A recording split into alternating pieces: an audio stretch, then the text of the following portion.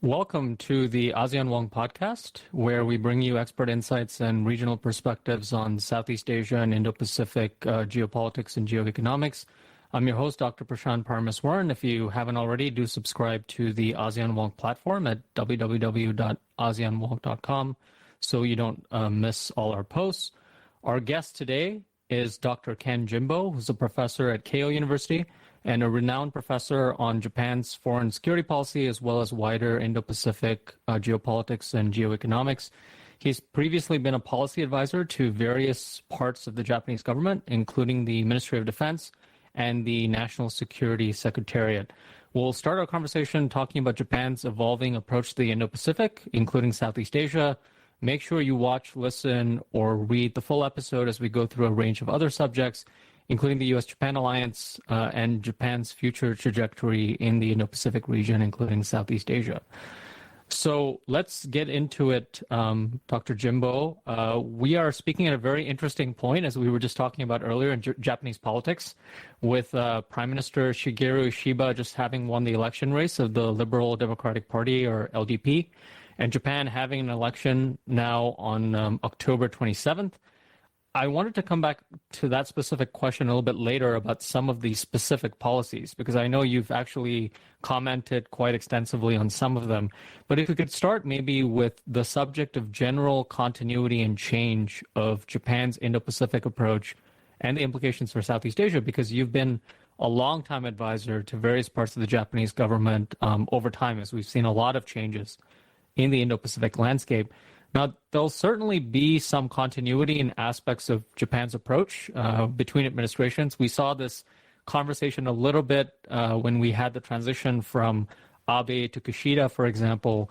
But I wanted to ask, what would you say in particular about any places that we might see some change, or perhaps even additions or unique features in Japan's approach to the Indo-Pacific and Southeast Asia in particular, when we're talking about the latest elections, including the upcoming elections, general elections, into late 2024 as well as early 2025? Well, thanks, first of all, for kind invitation to this program. And answering to your question, I like to mention that there has been the two major trends that Japan is pursuing in past 5 to 10 years also. One is the increasing awareness of the severe security environment surrounding Japan, and the rise of Chinese military power is one thing, but also that nuclear missile developments in North Korea that pose Japan into the immediate kind of threat perception in the Korean Peninsula, and as well as the reassertive Russia in the Far East, especially after Russia's invasion to Ukraine. And seemingly those three front of the Japanese, defense policy, you cannot really have one-fits-all type of approaches, because each of them needs to be customized in a way to prepare the different nature and characterization of the risks and threat. And that came to the major kind of decision which was decided in December 2022 when we adopted the National Security Strategy with so-called the three strategic document, where we have decided to double the size of the defense budget and procure the new weapon system, which was unprecedented in our Japan's post-war configuration, including the adoption of the long-range strike missiles, or the counter-strike capability. And I think that that really creates the Japan's new phase in our defense reorientation and commitments, and that also leads to the new configuration of the U.S.-Japan security relations. So that we are now discussing about the new command and control structure, that there are so many domains that we need to work together. Not only the extension of so-called the gray zone issues. 10, 15 years ago, we were talking about senkaku and how the gray zone dispute will evolve into much serious conflict. But now we're talking about much higher end of the escalation, which presumably, look at the Taiwan Strait as a potential contingency that we need to prepare. So that this is one set of the trend, which you can see as a continuity of the Japanese security policy. But another perspective, which may, I think, resonate with what we're going to talk about today, is the wider spectrum of the Indo-Pacific engagements.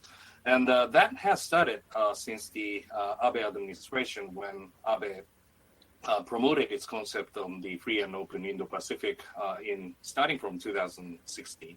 It has once been viewed as how to counter China, balancing types of the context and how we can really develop the like-minded states coalition types of the concept.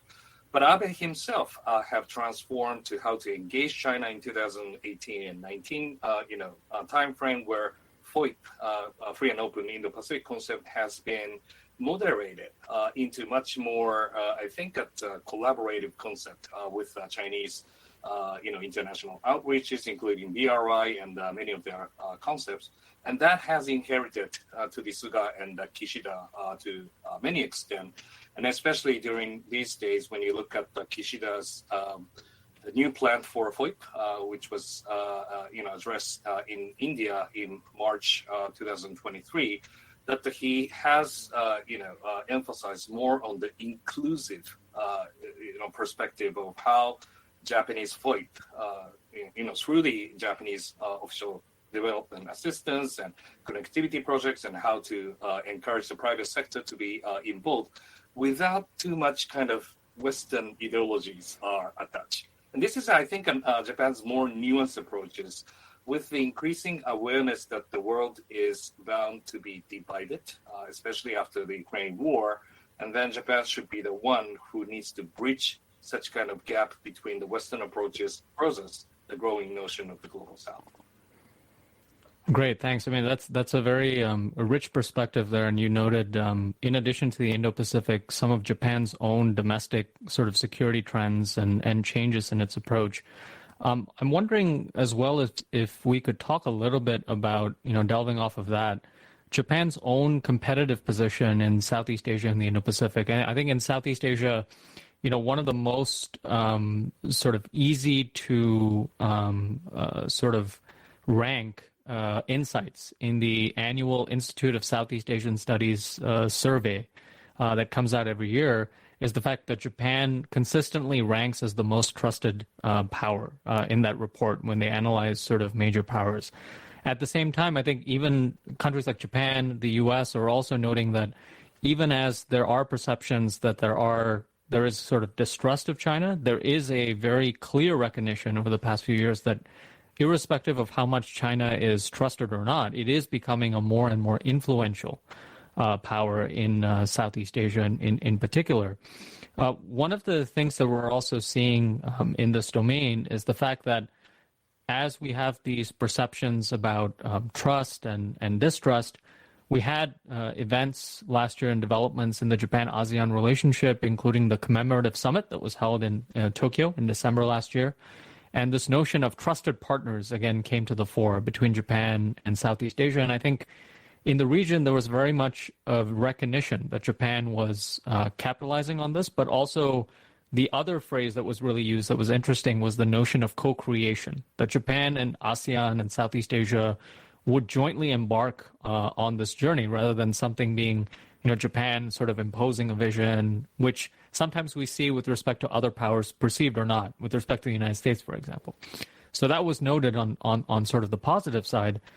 On the sort of challenges front, we are also seeing even some Japanese officials and sort of diplomats saying that Japan needs to sort of step up its own game in Southeast Asia. Japan's former ambassador to Indonesia, Masafumi Ishii, has talked about the fact that Japan's mechanisms like ODA have added a lot of value to the region, but there needs to be a little bit more sort of creativity, flexibility, responsiveness with respect to that. And then there are the sort of realities that you talked about, which is when we talk about the security environment, there's been a massive deterioration over the past few years.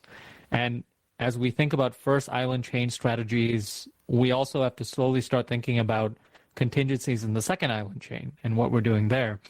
How would you sort of frame Japan's competitiveness in Southeast Asia as a major power? And, what are some of its strengths in this sort of, if we're thinking about this sort of U.S.-China competition or great power competition versus its limitations or challenges there?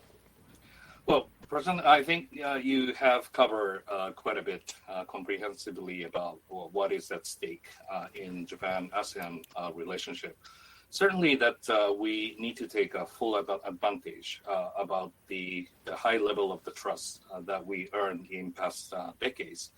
And since the Fukuda Doctrine in 1977, that Japan's own approach to ASEAN has been, I think, well coordinated in a way to how to overcome the World War II legacies into the fully trusted relationship.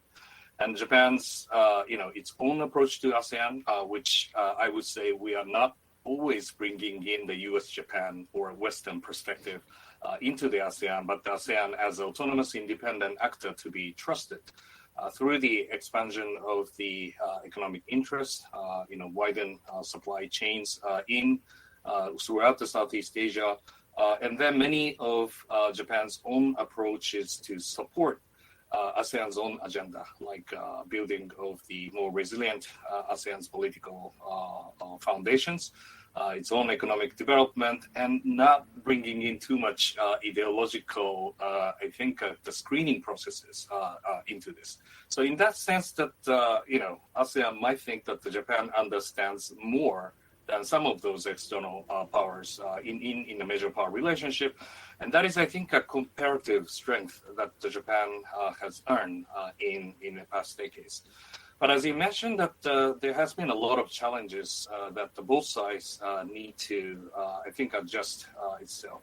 First of all, ASEAN is growing, and ASEAN is not really all kinds of the single unit that has been exposing to the outside the world. Indonesia has its own preferences as G20 members, and Malaysia, Thai are now applying for the BRICS, and so that they do have multiple phases of the identity issues are involved. ASEAN device is still the huge issue that is taking place. But I think that what Japan is preferring for ASEAN to be is that ASEAN being a strong, vibrant, and also has its own strategic autonomy, which is preferential for the countries like Japan, and to the extent that Western power can be conducive in engaging in ASEAN.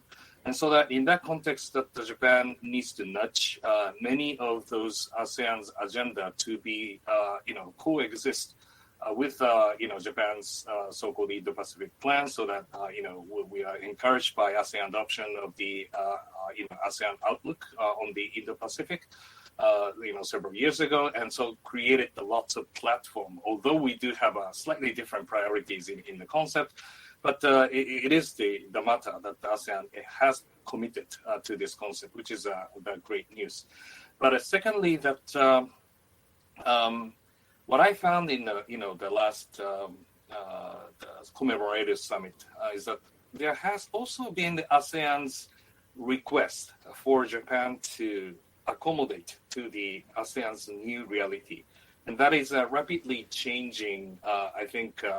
ASEAN's industrial structures and the political priorities into it, because if Japan tried to play same old game in that created since 1990s and 2000s, you will lose towards the new economic structure that the ASEAN is now cultivating. For example, electric vehicle. I don't think we are competitive enough in Southeast Asia. Digital economy solutions and e-commerce. I don't think Japan is way visible in those arenas as well. So that if you want to make a kind of the rigid Japan-ASEAN relationship, we also have to upgrade and adapt into the new ASEAN's reality as well.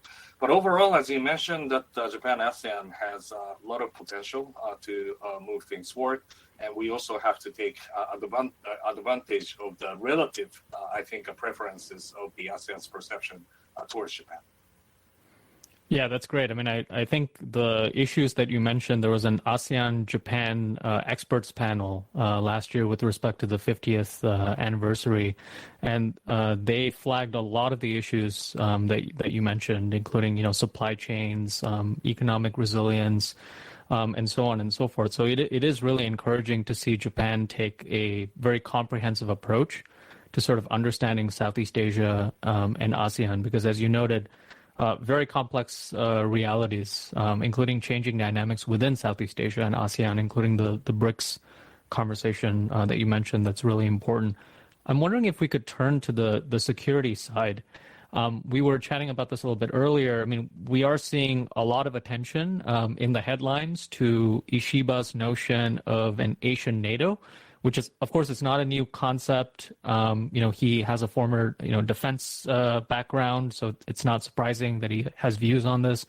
And I think he's also mentioned in Parliament, for example, that, this is not something that he expects himself to take off anytime soon. Obviously, in the Southeast Asian context, even though there are unilateral mechanisms that the Philippines is engaging with, it is more of an outlier than the sort of the mainstream position in the region, where the region is mostly comfortable with looser alignments rather than tighter ones. That said, I wanted to ask you if you could comment a little bit on that. I know you've commented on this publicly as well, but also just more broadly beyond this concept of an Asian NATO, I do think we are in a very interesting time in the security environment unilaterally. We're seeing a proliferation of mechanisms like AUKUS, U.S.-Japan ROK, U.S.-Japan-Philippines, Quad, elevation to a leaders level, and so on and so forth. And at the same time, as you mentioned, Japan is taking a much more active security role through mechanisms like official security assistance, and so on and so forth. So how do you see this notion of collective security fitting in with Japan's configuration of engaging with unilateral institutions, but also bilateral institutions like the U.S.-Japan alliance and the multilateral context, ASEAN, which you talked about as well? Sure. We have experienced quite an interesting period of time immediately after Prime Minister Ishiba was elected